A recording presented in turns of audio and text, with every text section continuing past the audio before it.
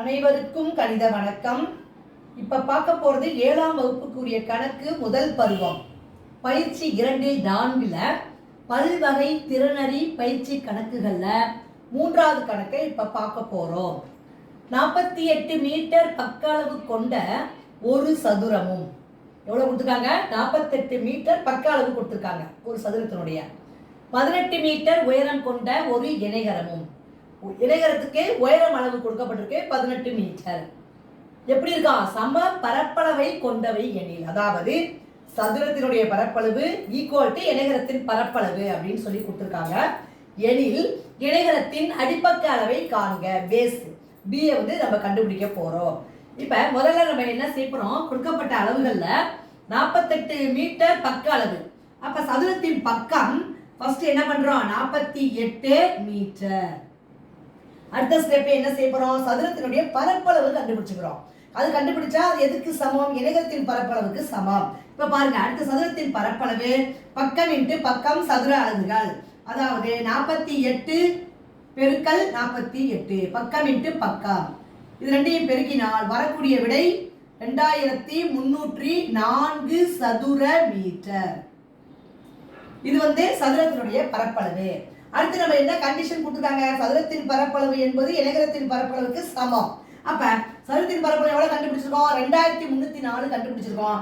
அதே அளவுதான் இணைகரத்தினுடைய பரப்பளவு. அப்ப இணைகரத்தின் பரப்பளவு ஈக்குவல் டு 2304 சதுர மீட்டர். அடுத்த ஸ்டெப், இணைகரத்தினுடைய உயரம் கொடுத்துருக்காங்க. எத்தனை மீட்டர்? 18 மீட்டர். இதை வச்சு நம்ம என்ன செய்யறோம்? இணைகரத்தினுடைய பரப்பளவை எழுதிக்கிட்டு அதுல இருந்து அடிப்பக்கம் கண்டுபிடிக்க போறோம். இப்ப பாத்தீங்கன்னா இணைகரத்தினுடைய பரப்பளவு என்ன ஃபார்முலா? B × H சதுர அலகுகள் equal to B × H equal to என்ன கண்டுபிடிச்சிருக்கோம்? 2304. B நமக்கு தெரியாது. அப்ப B × H எவ்வளவு? 18 மீட்டர் கொடுத்துருக்காங்க. Equal to 2304. அப்ப B is equal to 2304 divided by 18. இப்போ இதை சுருக்கி போட போறோம். ஃபர்ஸ்ட் பாருங்க, 9ஆம் வாய்ப்பாடுல அடிக்கிறேன். 2 9 18. இப்போ பாருங்க 9ஆம் வாய்ப்பாடுல எவ்வளவு இருக்குன்னு பாருங்க.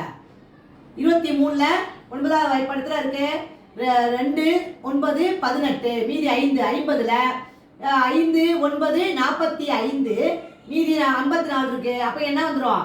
6 9 54. திரும்பவும் என்ன செய்யலாம்? 2ஆல் அடிக்கிறேன். 1 2 256 2ஆல் அடிச்சோம்னா 1 2 2 2 4 16ல 8 2 16. அப்ப இந்த வகுத்து சுருக்கிட்டு வகுக்கிறோம். அப்ப கிடைக்கிறப்ப ஆன்சர் என்ன கிடைச்சிருக்கே? 128 மீட்டர்.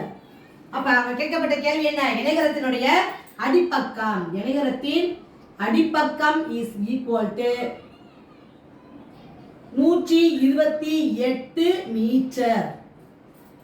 இந்த கணக்கை பொறுத்த வரைக்கும் சதுரத்தினுடைய பக்கம் கொடுத்துருக்காங்க, இணைகரத்தினுடைய உயரம் கொடுத்துருக்காங்க. அந்த ரெண்டு அளவுகளை வைத்து ஃபர்ஸ்ட் சதுரத்தின் பரப்பளவு கண்டுபிடிச்சுக்கிறோம்.